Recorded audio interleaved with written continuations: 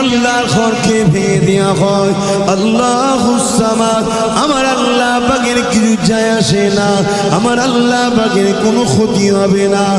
একটা কার্টুন কেন, তাম পৃথিবীর জমিনে যদি আমার রাসূলুল্লাহর কার্টুন তৈরি করে মেরে দেয়, আমার রাসূলুল্লাহ কিছু যায় আসে না, আমার রাসূলুল্লাহর কিছুই হবে না। কেন? আমার নবীর ছবি নাই। আমার নবীকে যারা দেখেছে তাদের অন্তরে নবী আছে, তারা কখনো নবী কেমন দেখতে বলতেও চাইবে না। কেননা নবী দেখারা কখনো বলে বেড়াই না আমি নবী দেখেছি। যারা নবী দেখে তারা শুধুমাত্র তাকে বলে যে কিনা নবী দেখার মজা বোঝে। যুবকেরা, তরুণেরা, সমস্যা তোমার আমার হবে। কিয়ামতের দিনে দেখি হবে উপায়, ওই দিনে কেউ তো কারো হবে না। আদম সফিউল্লাহ বলবে নফসি নফসি, মুসা কালিমুল্লাহ বলবে নফসি নফসি, ঈসা রূহুল্লাহ বলবে নফসি নফসি, সমস্ত নবীরা বলবে নফসি নফসি।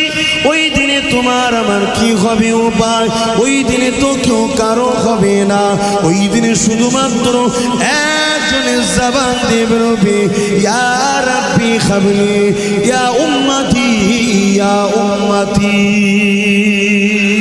আমার আব্বা ভাইরা, আজ আমরা এই সামান্য রোদে ছুটোছুটি করছি, পালাচ্ছি, ছায়া খুঁজছি, কষ্ট হচ্ছে।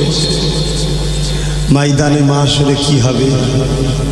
কিন্তু এই ময়দানে মাহশরে কারো দাদাগিরি চলবে না, কারো কথা চলবে না। সবাই নফসি নফসি নফসি করবে। কি হবে সে? বড় দুঃখ মুসলমান।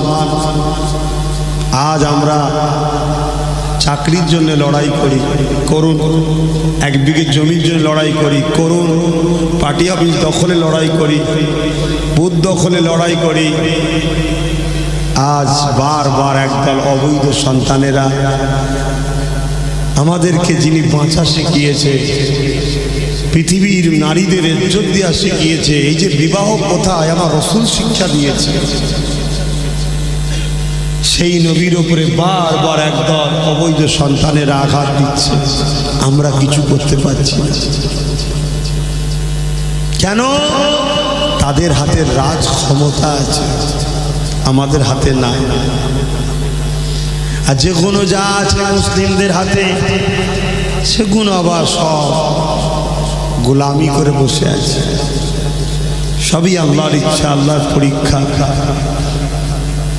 আমরা সামান্য দুনিয়ার এই বেঈমান জালিম কাফের মুনাফিকদের জন্য আমরা নিজেদের জানকে দিয়ে দিচ্ছি।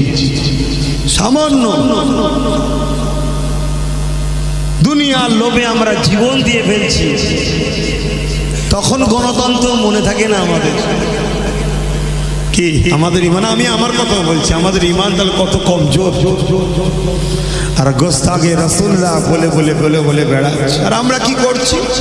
রাস্তায় নামছি, চলো মিছিল হবে, মানছি না, মানবো না, অমুক চাই তমুক চাই। এক সপ্তাহ পরে সব ঠান্ডা। আবার ওরা এক বছর পরে আবার একটা কিছু ঢিল ছুড়ল, আবার আমরা এক সপ্তাহ পরে চিল্লেলে আবার ঠান্ডা। এরকম করলে হবে না, পাওয়ার দখল করতে হবে। পাওয়ার গোস্তাগে রাসূলদের ফাঁসি দিতে হবে। কথা বুঝে আসছে? শুধু রাসূল নয়, কোন ধর্মের ধর্মীয় গুরুর উপরে আঘাত দিলে তার আইন করতে হবে ফাঁসি। না হয় মানুষের মুখে ব্যথা লাগে যে যাকে ভালোবাসে, ঠিক না? যে যাকে ভালোবাসে, কিন্তু কে করবে? কে করবে? আমরা তো ভালো না, আমরা তো দালালির পিছনে ছুটছি, আমরা তো বিক্রি হওয়া ধরে শুরু হয়ে গেছি। তবে মনে রেখে দেবেন, ময়দানে মানুষের সবাইকে দাঁড়াতে হবে। আল্লাহ পাক সবার কাছে হিসাবটা নেবে। এই ময়দানে মাশরে কেউ তোমার আমার হবে না, বাপ ছেলের হবে না, ছেলে বাপের হবে না, মা মেয়ের হবে না, মেয়ে মায়ের হবে না, স্বামী স্ত্রীর হবে না, স্ত্রী স্বামীর হবে না। এই ময়দানে মাশরটা কেমন হবে আল্লাহ নবী জানিয়ে দিলেন। মাথার এক বিন্দু ইখতিলাফ, এক উপরে আল্লাহ সূর্যকে নামিয়ে দেবে, সূর্যের 12 গুণ তাপকে আল্লাহ বাড়িয়ে দেবে। এই তাপেতে মানুষের মাথা হেন কোনো জোরে জোরে গলে গলে নাক দিয়ে জোরে জোরে পড়তে লাগবে।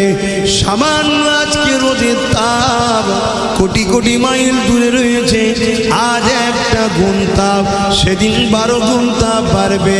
মাথার এক বেগদা ইখতিলাফ, এক হাত উপরে আল্লাহ নামিয়ে দেবে। ওই দিনে কি হবে উপায়? আজ এখানে কষ্ট হচ্ছে, ছায়াতে দাঁড়াচ্ছ, ওখানে দাঁড়াচ্ছ, সেখানে দাঁড়াচ্ছ, কিছু সময় আরামটা পেয়ে যাচ্ছ।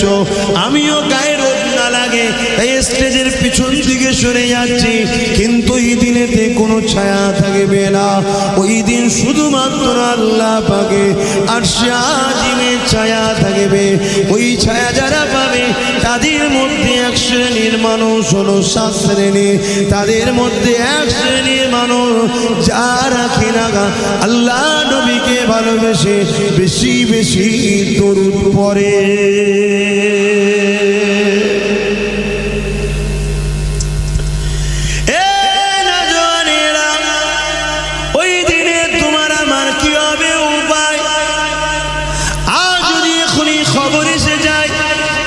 অমুক কিলামটা ভাঙা হচ্ছে, ছুটে যাবে। আর যদি বলা হয় অমুক এলাকায় পার্টি হবে, দখল হচ্ছে, ছুটে যাবে। কিন্তু কখনো কি ভেবেছো তোমার এলাকার এয়ারপোর্টের মসজিদটা ভাঙার চক্রান্ত করছে, ওটাকে বাঁচাবার জন্যে কখনো কি ভেবেছো এমন নেতা বানাবো যার দ্বারা আমার আল্লাহর ঘরটা যেন বেউজ্জতি না হয়? কখনো এ স্বপ্ন তো দেখলে না। এমন স্বপ্ন দেখলে যারা তোমাদের 500 টাকা দিল আর তোমাদের অস্তিত্বকে মিটিয়ে দিল, তাদের পিছনে ছুটতে লাগলে যুবকেরা শুনে রেখে দাও, 1 টাকা নয় 1 লক্ষ যদি পৃথিবীর বুকে আল্লাহর ঘরকে ভেঙে দেওয়া হয়, আল্লাহুস সামাদ, আমার আল্লাহ পাকের কিছু যায় আসে না, আমার আল্লাহ পাকের কোনো ক্ষতি হবে না। একটা কার্টুন কেন, তাম পৃথিবীর জমিনে যদি আমার রাসূলুল্লাহর কার্টুন তৈরি করে মেরে দেয়, আমার রাসূলুল্লাহ কিছু যায় আসে না, আমার রাসূলুল্লাহর কিছুই হবে না। কেন? আমার নবীর ছবি নাই। আমার নবীকে যারা দেখেছে তাদের অন্তরে নবী আছে, তারা কখনো নবী কেমন দেখতে বলতেও চাইবে না। কেননা নবী দেখারা কখনো বলে বেড়াই না আমি নবী দেখেছি। যারা নবী দেখে তারা শুধুমাত্র তাকে বলে যে কিনা নবী দেখার মজা বোঝে।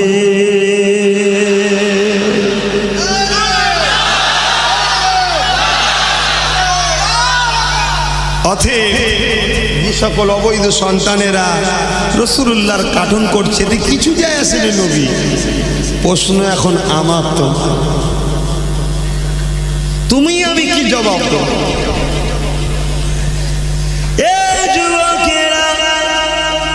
কয়েক বছর আগে একটা ফিল্ম বেরিয়েছিল ইনোসেন্স অফ মুসলিম। ওই ফিল্মকে কেন্দ্র করে তাম পৃথিবীর বুকে আন্দোলন হয়েছিল।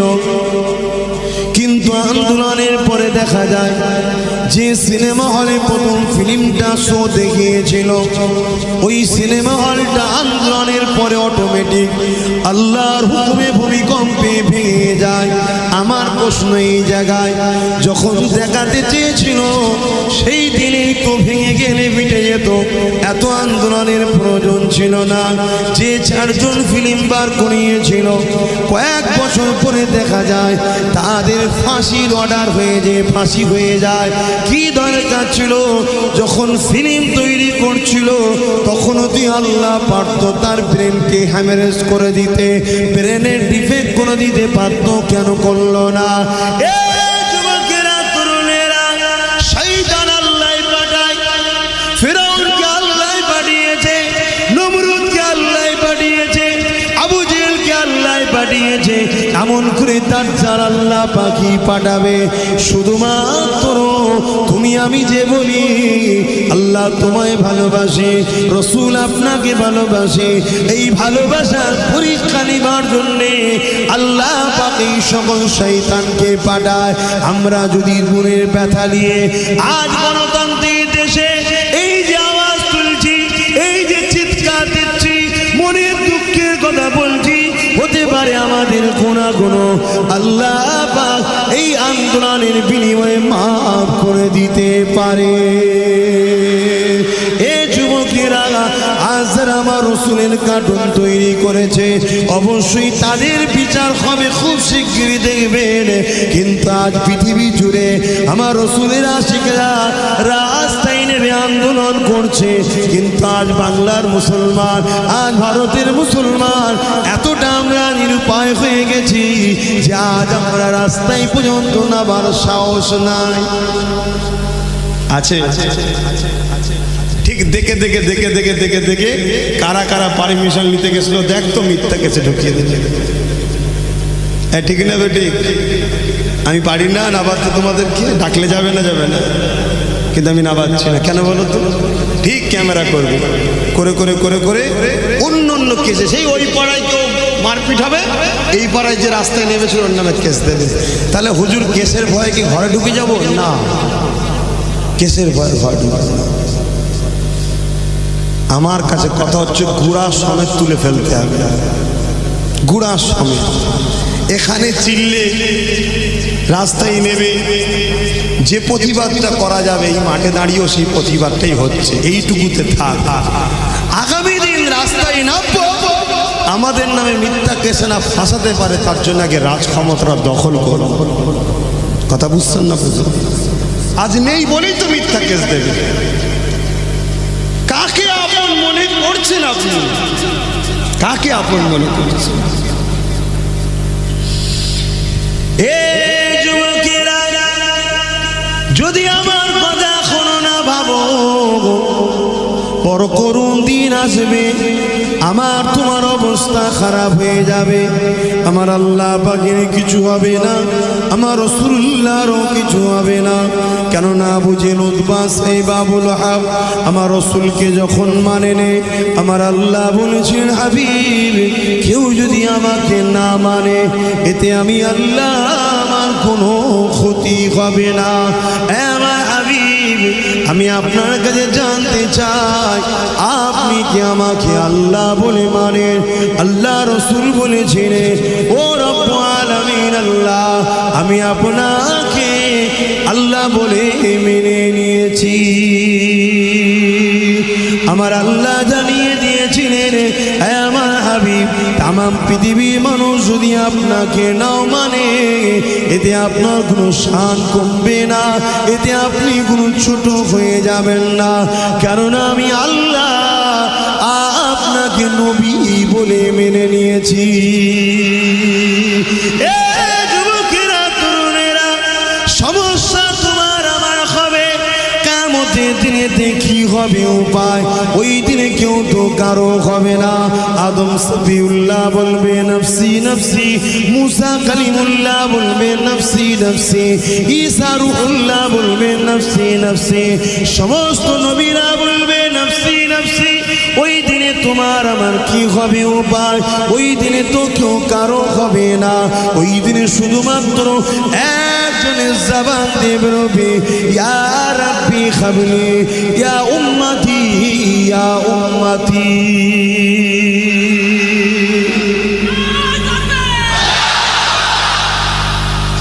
সেই দিন কোন মুখে নবীর কাছে শাফাআত চাইবে? কোন মুখে সেদিন রাসূলের কাছে শাফাআত চাইবে যে হুজুর আমার শাফাআত করুন? আজ আমাদের ঈমান কত কমজোর দেখুন। সামান্য জেলের ভয়ে আমরা পিছিয়ে গেছি। কথা বুঝছেন না? আমি পিছাইনি ভাই, আমি পিছাইনি। আব্বাস সিদ্দিকীকে যারা ভালোবাসে তাদের উপর টার্গেট করা হয়েছে, অন্য কিছু না। তাই আমি একটু ঠান্ডা মাথায় কাজ করছি। কথা শুনছেন না? আমি পিছাবার ছিলাম। এ জান আমার নয়, এ জান রসুলের ওসিলাতে আমি পেয়েছি। অতএব একে খরচ রসুলের রাস্তাতেই করতে হবে। কিন্তু আমার কাছে কে যাচ্ছে তাকে টার্গেট করো, আমাকে কে দাওয়াত করছে তাকে টার্গেট করো, আমাকে দেখে কে হাসছে তেমন ভালোবাসার মানুষ সালাম দিচ্ছে তাকে টার্গেট করো। আর এগুলো করানো হচ্ছে ভাই, এর মধ্যে আমার আপনজনরাই জড়িয়ে আছে। না এত সাহস এদের হতো না, এদের মেরে তবলা ঢিলো করে ফেলতে পারতেন আমি। কথা বলে ঘরে ঘরে ঝগড়া হয়ে যাবে তাই চুপ করে আছে। কথা বুঝছেন না? কেন গণতন্ত্রকে হত্যা করবে ছেড়ে দেওয়া যাবে না, ঘরে ঘরে ঝগড়া হয়ে যাবে। তাই সবর করে হেকমতে কাজ নিচ্ছি। তবে কিন্তু এটা বেশি দিন থাকবে না। রাত এলে অন্ধকার হয়ে আছে, বেশিক্ষণ অন্ধকার থাকবে না। একটা সময় ফজর আসবে, আস্তে আস্তে অন্ধকার কেটে যাবে। কি ঠিক না বেটা? সবর করো, ঠিক।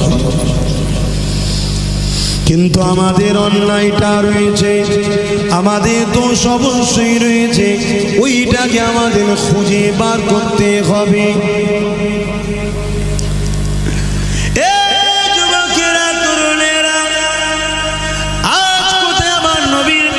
তৈরি করেছে ওটা আমাদের যেমন আঘাত দিয়েছে, আমরা যেমন বিরোধী তৈরি করছি, মোটেই কিন্তু ওটা রসুল নয়। কিন্তু তারা রসুলের অপমানের জন্য করতে চেয়েছে, তাই আমাদের গায়ে আঘাত লেগেছে, কষ্ট দিয়েছে। কেন রসুল্লাহ আমাদেরকে বাঁচার রাস্তা দেখিয়েছে। যদি নবী না আসতো আজ আমরা কৃতদাস হয়ে থাকতাম।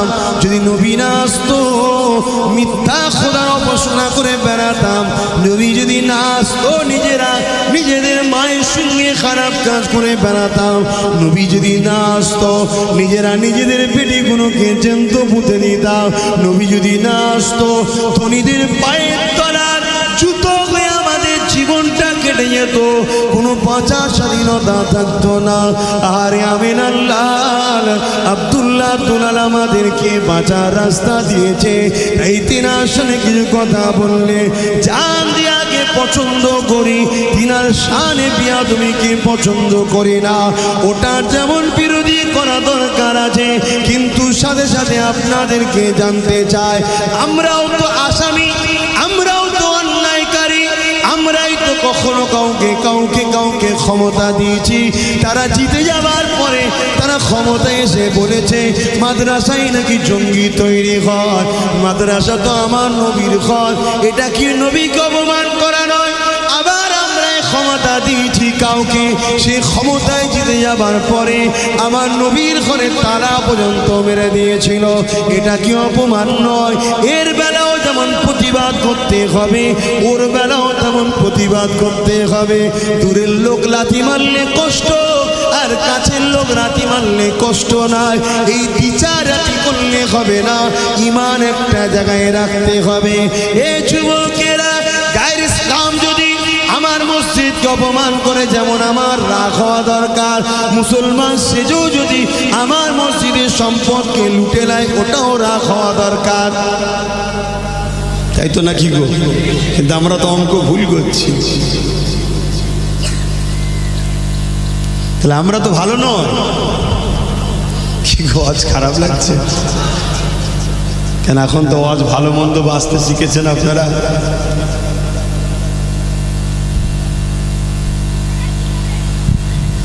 আমরাই তো ক্ষমতা এনেছিলাম। কে? বুদ্ধদেব বাবু বলেছিল না মাদ্রাসার সন্ত্রাস তৈরি হয়, আমার নবীকে অপমান করলো না? হ্যাঁ, বাংলার মুসলমান কিন্তু জবাব দিয়েছে। আজকে চুচুড়ার মাদ্রাসা মসজিদে তালা মেরেছে টিএমসি সরকার, এর জবাবটাও দিতে হবে। এক কথা বুঝছো না? বুঝলি? যদি বলো হুজুর দিতে গিয়ে বিজেপি চলে আসবে, বিজেপি আসার আগে করোনাতেই মরে যাবি তোরা। খোদার গজব তো। আরে বিজেপি টিজিপি দেখে হায়াত মত আল্লাহর হাতে, এইটা যে মানে সে কখনো বিজেপিকে ভয় করে না। এক কথা বুঝে আসছে না? নাই আজকে আমরা তো ভুল করেছি, আমরাই তো আমার নবীকে অপমান করছি, আমরাই তো আমার রসুলকে ছোট করছি। আজকে বলুন সৌদি আরব যদি একটা হুমকি দিতে, ফ্রান্সের কুত্তা এখনই বন্ধ কর, কথা বুঝে আসছে না? ওর কথা বলার সাহস ছিল, কিন্তু দেখা যাচ্ছে আমরাই ওদেরকে তেল দিই, আমরাই ওদেরকে সোনা দিই, আমরাই ওদেরকে মর্যাদা দিই। এক কথা বুঝছে? বড় দুঃখের বিষয়, আজ গণতান্ত্রিক দেশে, ধর্মনিরপেক্ষ দেশে এমন এক অপদার্থ প্রধানমন্ত্রী হলো, কোথায় খেয়ে দিয়ে কাজ নিয়ে সে বলছে আমি ফ্রান্সের পাশে আছি। কথা বুঝে আসছে না? আল্লাহ তোর উপর লানত দিক, তোকে আল্লাহ ধ্বংস করে দিক, বলুন আমিন। ভেবে দেখুন আজকে পরিস্থিতি কোথায়।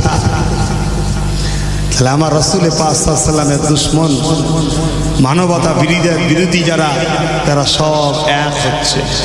আর আমার রাসূলুল্লাহর পক্ষে যারা, মানবতা প্রেমিক যারা, মুসলমান হওয়া শর্ত নয় ভাই, আমার রাসূলকে অনেক গায়ের মুসলমানও ভালোবাসে, তারা মানবতা প্রেমিক যারা, গরিব যারা, অসহায় যারা, তাদেরও এক হওয়া দরকার। কিন্তু সবচেয়ে বড় দুঃখ এটাই, যারা মুসলিম দাবি করে আমরাই তো ধোঁকাবাজ হয়ে গেছি, আমরাই তো লোভী হয়ে গেছি, আমরাই তো প্রতারণাকারী হয়ে গেছি। তাই তো আজকে এই দুর্দশা হচ্ছে। না হয় এত বড় কাজ, এত বড় অন্যায় করার সাহস পাই কি? এই বাংলাতে অনেক সময় বই লেখা হয়েছিল, সেই বইতে হুজুর পাক সাল্লাল্লাহু আলাইহি ওয়াসাল্লামের ছবিও দেওয়া হয়েছিল এই বাংলায়। পরে আন্দোলন করেছিল, বন্ধ হয়েছে ঠিকই, কিন্তু আবার 20 বছর পরে আবার দেখবেন দেবে, আবার আন্দোলন করুন, আবার বন্ধ করে দেবে। কিন্তু এইভাবে বারবার দিয়ে আমাদের ঘরে কমজোর করা হচ্ছে। আমার বক্তব্য হচ্ছে, আমাদের ঘরে পাওয়ার তৈরি করতে হবে, একবার উপযুক্ত শিক্ষা দেব, যুগ ধরে জালিমরা কোনোদিন যেন আর এই সাহসটা না পায়। মরার সময় কমসে কম জালিম তার ছেলের কানে বলে যেন যে যাই করিস নাই করিস, মোহাম্মদকে নিয়ে বিয়াদবি করতে যাবি নি, বাপের নাম বলি যাবি। এটা দেওয়া দরকার আছে না? কে দেবে, কে করবে? আপনারা তো 500 টাকার খদ্দের, আপনারা তো 500 টাকায় বিক্রি হন। এক বোতল মদ, 2 কেজি চাল, খারাপ দিচ্ছে হয়েছে না? অতএব যদি মনে হয় ভুল করেছি, আব্বাস সিদ্দিকীর কথা শুনে মনে হচ্ছে সত্যি অন্যায় করেছি, যা হয়েছে হয়েছে, এখনো সময় আছে, পরিবর্তন হবে। আপনাদের নাম নিশানা মিটিয়ে ফেলবে।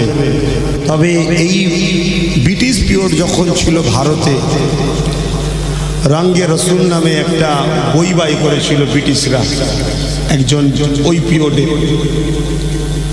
সেই বইতে আমার নবীর ছোট ছবি দিয়েছিল। আরে যার ছবি, ক্যামেরা তো দূরের কথা, আকাশের সূর্যের ক্ষমতা ছিল না যার ছবিকে তোলা। দেখবেন কোনো জায়গাতে আলো পড়লে একটা তার প্রতিচ্ছবি হয়, ঠিক না বেটা? কেন? আলোর থেকে তার ক্ষমতাটা কম, তাই। কিন্তু আমার রাসূলুল্লাহর গায়ে লাগলে প্রতিচ্ছবি হতো না, কেন? রাসূলের দূর থেকেই তো সূর্য হয়েছে, জোরে বলুন সুবহানাল্লাহ। তার ছবিটা হয় কি করে? কিন্তু বারবার সেই রাসূল পাক সাল্লাল্লাহু আলাইহি ওয়াসাল্লামকে অ্যাটাক। কিন্তু আমরা কখনো না খ্রিস্টান ধর্মে আঘাত দিয়েছি, না হিন্দু ধর্মে আঘাত দিচ্ছি, না কোনো ধর্মে আমরা আঘাত দিই। কেন দেননি? ক্ষমতা নেই নাকি? কেন আঘাত দেননি? আমার নেতা আমাকে মানুষ বানিয়ে দিয়ে গেছে। আমার নেতা বলেছে তুমি কারো ধর্মে আঘাত দিও না, তাদের মনে কষ্ট লাগবে, কাউকে কষ্ট দিও না। বলুন সুবহানাল্লাহ। কিন্তু এইরকম কিছু দুপায়ে পশু আছে, তারা বারবার আমার রাসূলকে আঘাত দেয়। আর দুঃখের বিষয়, আমরা উপযুক্ত জবাবও দিতে পারি না। আল্লাহ নবী চলে যাওয়ার পরে সর্বপ্রথম রাসূলুল্লাহকে আঘাত দিয়েছিল যার নাম হচ্ছে মুসাইলামাতুল কাজ্জাব। সে অবৈধ সন্তানকে কিভাবে সিদ্দিক আকবর জবাব দিয়েছিল জানেন? মদিনার নববী শরীফে হযরত সিদ্দিক আকবর তখন খলিফা, বসলেন, মিটিং ডাকলেন, 10,000 যুবক সাহাবা হাজির হলো। হযরত আবু বকর সিদ্দিক সবাইকে জিজ্ঞেস করতে লাগলো যে এইভাবে মুসাইলামাতুল কাজ্জাব আমার রাসূলুল্লাহ সানে গুস্তাখি করছে। 10,000 যুবক সাহাবী আল্লাহু আকবার বলে আওয়াজ দিয়ে উঠল। বুকে তাজা খুন দিয়ে 90,000 ছিল, 60 ইখতিলাফ 90,000 ছিল মুসাইলামাতুল কাজ্জাবের সৈন্য। 10,000 যুবক সাহাবী, তরুণ যুবক, বুকের তাজা রক্ত ঢেলে দিয়ে ওই 60 থেকে 90,000 মুসাইলামাতুল কাজ্জাবের অবৈধ সন্তানদের সৈন্যদের ঘরে জবাব দিয়ে চিরতরের মতো জাহান্নামে পাঠিয়ে দিয়েছিল। বলুন সুবহানাল্লাহ। এই যে ব্রিটিশ পিরিয়ডের কথা বলছিলাম, হযরত মুহাম্মদ সাল্লাল্লাহু আলাইহি ওয়াসাল্লামের শানে কিতাব লিখেছিল, বই তৈরি করেছিল, সেখানে ফটো দিয়েছিল। ইন্দোনেশিয়ার দুটো যুবক ছেলে, আমার ভারতের নয়, তারা সেখানে বইটা পেয়ে আস্তে আস্তে আস্তে এসে সেই মালাউন, সেই অবৈধ সন্তানকে চিরতরের মতো জাহান্নামে পাঠিয়ে দিল। বলুন আল্লাহু আকবার। ব্রিটিশ পিওর দুজন যুবককে ধরে ফেলল, বিচার হবে। মেটিয়াপুরে আজ থেকে ধনী নয়, অনেক আগে থেকে ধনী। ওখানকার লোকেরা সব তৎকালীন সময় ধনীরা উকিলের সঙ্গে, জজের সঙ্গে সেটিং করছে ছেলে দুটোকে যদি বাঁচানো যায়। একদিকে ছেলে দুটো রাখবো, একদিকে টাকার নোট দেবো, এত টাকা দেবো, শুধু ছেলে দুটোকে জামিন করে দিতে হবে। সেটিংও হয়ে গেল, শুধু বললো ছেলে দুটো দাঁড়িয়ে একবার বলবে যে আমরা মারিনি, কেস কীভাবে ঘোরাতে ঘুরিয়ে দেওয়া হবে, কালকে কোর্টে তোলা হবে। আজকে রাত্রিরে ছেলে দুটোকে বোঝানো হচ্ছে জেলের মধ্যে যে তুমি শুধু যে বলবে মারিনি। ছেলে দুটো আফসোস করে বলছে, হিন্দুস্তানে তো কোনো মায়ের লাল ছিল না রাসূলের দুশ্মনকে মিটাবার, আজ আমরা মিটিয়েছি, বেশ করেছি, গর্বের সাথে যে উঠে দাঁড়িয়ে বলবো 100 বার মেরেছি। কেন? আমরা কোনো মানুষকে মারিনি, একটা দুপায়ে পশুকে মেরেছি। আজকে সেই জায়গায় তাদেরকে পরের দিন দাঁড় করানো হলো, সমস্ত মানুষের চোখে পানি। কিন্তু সকলে যখন উঠেছে, তাদের মধ্যে দুজনে মিলে দাঁড়িয়েছে, এই কি বলে কাঠগড়ায়। জজ সাহেব জিজ্ঞেস করার আগে জজ সাহেব যখন এসেছে, এরা নিজে থেকেই বলছে, জজ সাহেব আমরা গুস্তাখে রসুলকে মেরেছি। কেন? সে মানবরূপী একটা শয়তান। কেন? হযরত প্রফেট মুহাম্মদ সাল্লাল্লাহু আলাইহি সাল্লাম এসেছেন স্রষ্টার পক্ষ থেকে মানুষকে কল্যাণের রাস্তা দেখাতে। অতএব তেনার মতো মহান ব্যক্তিত্ব হয়নি আর হবেও না। সেই ব্যক্তির সামনে যারা নোংরা চিন্তা ভাবনা করে তাদেরকে মারা আমরা পুণ্য কাজ, সব কাজ মনে করেছি। অতএব আমি মিথ্যা বলার কিছু নেই। অর্ডার হয়ে গেল ফাঁসির অর্ডার হয়ে গেছে। ফাঁসি যখন দেওয়া হবে, নিয়ে যাওয়া হচ্ছে, দুজনের মধ্যে তাড়াহুড়ো হচ্ছে, বলছে আমাকে আগে দাও, বলছে আমায় আগে দাও। জিজ্ঞাসা করছে যে তোমরা এরকম করছো কেন? আচ্ছা, গতকাল রাত্রিরে আমরা খবে দেখেছিলাম দয়ার নবী, দিন দুনিয়ার বাদশাহ হাবিবুল্লাহ একটা জায়গা সুন্দর করে ঠিক করা হচ্ছে জান্নাতে। জিজ্ঞেস করা হচ্ছে হুজুর এটা কি জন্যে? যে আমার দুটো গোলাম আসছে তাই রেডি করা হচ্ছে। জোরে বলুন সুবহানাল্লাহ।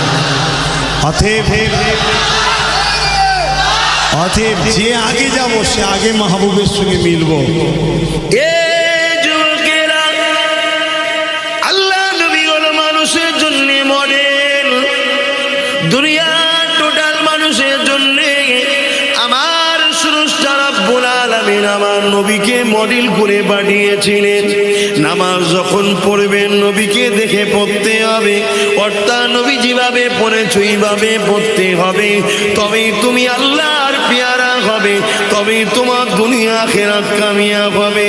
রোজা রাখবে যখন আমার নবীকে দেখে রোজা রাখতে হবে, অর্থাৎ নবী যেভাবে রোজা রেখেছে ওইভাবে রোজা রাখতে হবে, তবেই তুমি সৃষ্টিকর্তার পেয়ারা হবে, দুনিয়া আখিরাত তোমার কামিয়াব হবে।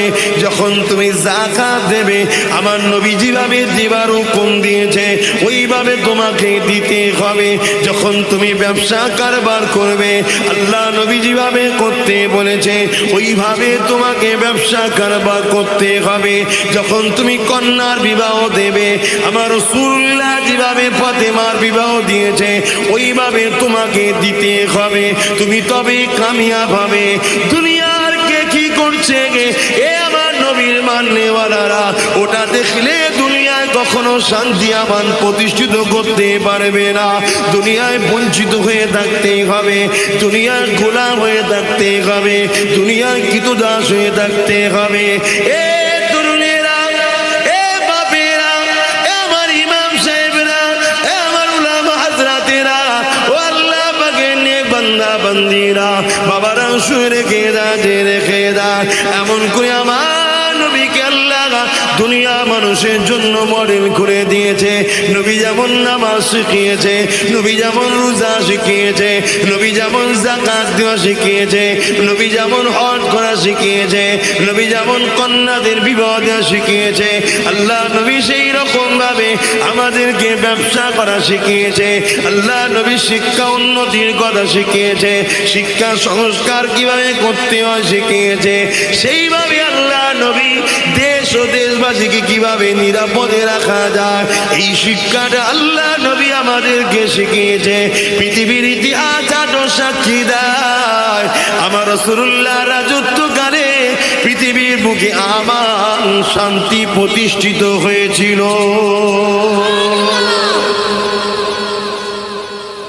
আর এমন একটা সময় যে সময়ে ছেলেরা নিজের মাকে হত্যা করত, নবীর রাজত্বকালে এই হত্যা বন্ধ হয়েছে। যে সময়ে বাপ মেয়েকে জ্যান্ত পুঁতে দিত, নবীর কাজে, নবীর কাজকর্মে, নবীর শিক্ষায় এই দাফন করা পুঁতে দেওয়াটা বন্ধ হয়েছিল। যে সময়ে গরিবদের কোনো অধিকার ছিল না, কৃতদাস বানিয়ে রেখেছিল, আল্লাহ রসুল দিন দুনিয়ার বাদশাহ হাবিবুল্লাহ রাজত্বকালে এই কৃতদাস প্রথাটা বন্ধ হয়েছিল। জোরে বলুন সুবহানাল্লাহ।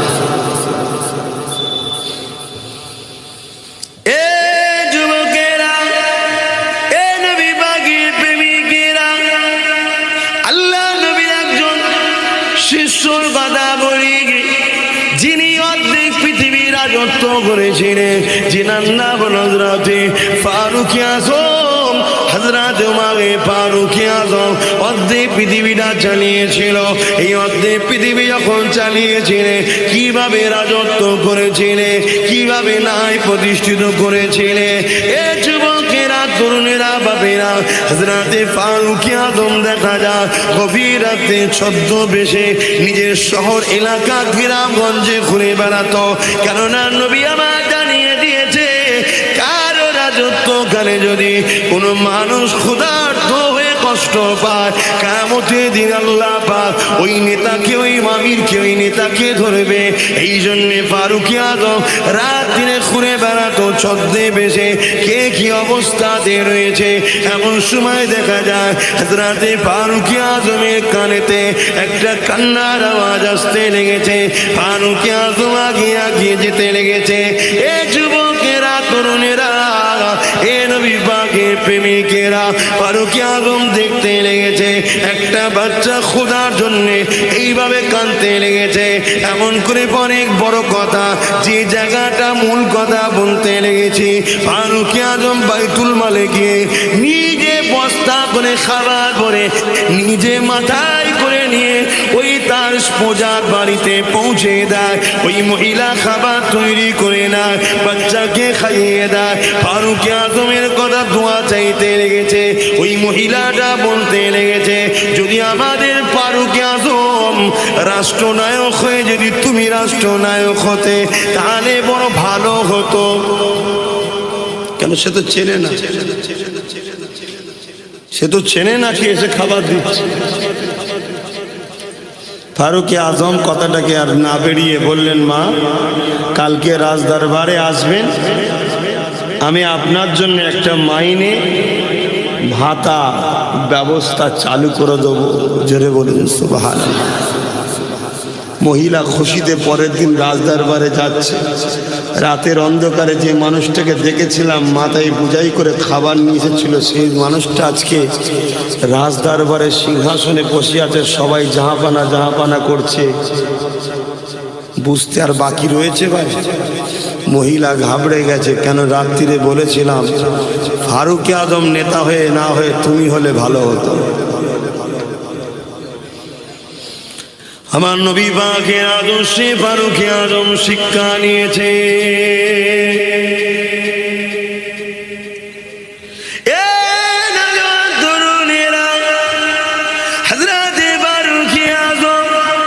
হুজুর আমার এই মহিলাকে দেখে বড় আদবের সঙ্গে, বড় মহব্বতের সঙ্গে, বড় স্নেহ ভালোবাসার সাথে ওই মহিলার সঙ্গে কথা বলে বলেছিলেন, মা আমি রাজত্ব চালাই, আমি ফারুক আজম কাল রাত্রিরে তোমার বাড়িতে গিয়েছিলাম। মা বিভিন্ন কাজে ব্যস্ততা থাকার দরুন মা তোমার কাছে সময় মতো হয়তো পৌঁছাতে দেরি হয়েছে। মা আমাকে ক্ষমা নজরে দেখো মা, কেননা নবী পাক জানিয়ে দিয়েছে যে নেতৃত্ব দেবে, জনপ্রতিনিধি হবে, যে রাজত্ব চালাবে, তার প্রজাদের দেখাশোনা যদি কোনো গাফলতি হয় আল্লাহর কাছে জবাবটা দিতে হবে। মারে আমি এই দায়িত্ব পেয়েছি, আমার এই বুঝাটা বড় বুঝা। মা যদি কোনো ভুল হয়ে যায় মা ক্ষমা নজরে দেখবে। মা আমি আজ থেকে তোমাকে রাজকোষ থেকে মাইনে চালু করে দিলাম। মা প্রতিটা মাসে মাসে মাসে মাসে তোমার বাড়ি খাবার প্রয়োজনীয় জিনিসটা পৌঁছে যাবে।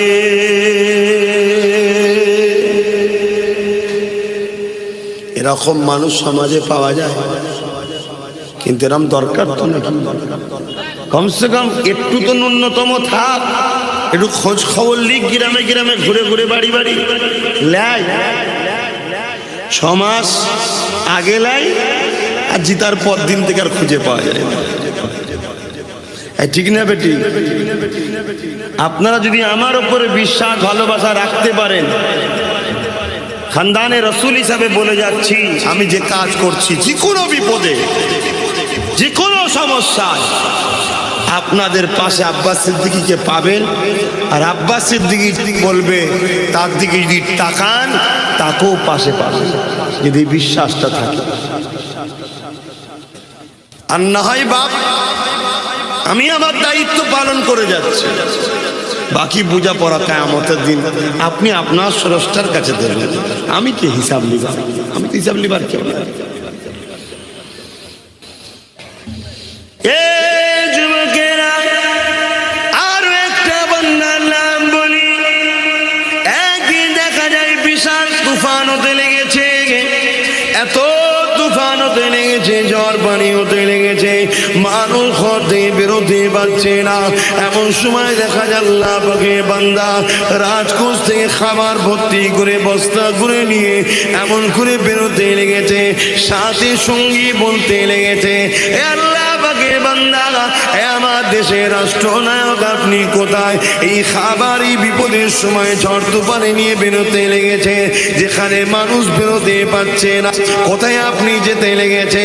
ওই সময় আল্লাহ পাকের বান্দা বলেছিলেন, এ আল্লাহ পাকের বান্দা রে, যেখানে মানুষ বেরোতে পারে না ঝড় তুফানেতে, তাহলে নিশ্চয়ই আল্লাহ সৃষ্টি মখলুক জীবজন্তু কোনো বেরোতে পারে না। তাই আমি খাবার গুলোকে নিয়ে আমার সাধ্য মতো প্রতিটা গুহার মুখে মুখে মুখে মুখে দিয়ে দেব, যাতে করে গুহায় আটকে থাকা আল্লাহ পাকের সৃষ্টিগুলো এই খাবার গুলোকে খেয়ে জীবন ধারণ করতে পারে। এই যুবকেরা, আব্বারা, তরুণেরা, ইনি কে ছিলেন? ইনি অন্য কেউ নয় গো, জিনার নাম আগেই বলেছিলাম, আমিরুল মুমিনিন খলিফাতুল মুসলিমিন হযরত ওমর ফারুক রাদিয়াল্লাহু তাআলা উসমানের রাজত্বকালেতে একদিন এই ঝড় তুফানটা হয়েছিল। হুজুর আমাতে খাবারকে নিয়ে যে জীবজন্তুর জন্য চিন্তা করে গুহার মুখে মুখে খাবার দিয়ে আসে। এ ফারুক আজম, এত মানবতা, এত দয়া, এত ইনসানিয়াত আপনি কোথা থেকে শিখলেন? এইরকম রাজত্ব নেতা আপনি কার কাছে হলে? ফারুক আজম বলেছিলেন, আব্দুল্লাহ লাল আমিনা দুলালের কদমে গিয়ে শিখেছি।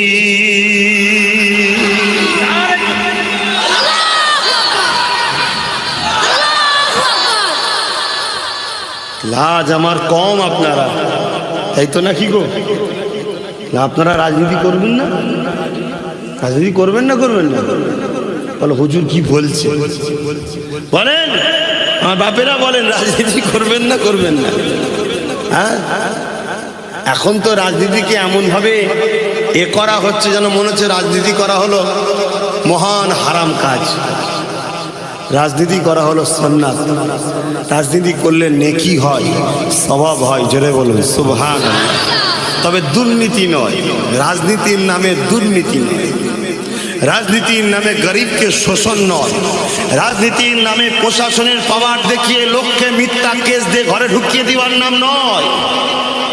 রাজনীতি মানে দেশের জনগণকে নিরাপদ দিবার নাম, ভালোবাসা দিবার নাম, গরিবেরা আশ্রয় দিবার নাম। রাজনীতি মানে অসহায়কে তার মুখে খাবার জুগিয়ে দিবার, বাইত খাজনা থেকে, বাইতুল মাল থেকে, খাদ্য দপ্তর থেকে তার প্রয়োজনীয় জিনিসকে দিবার নাম রাজনীতি করা।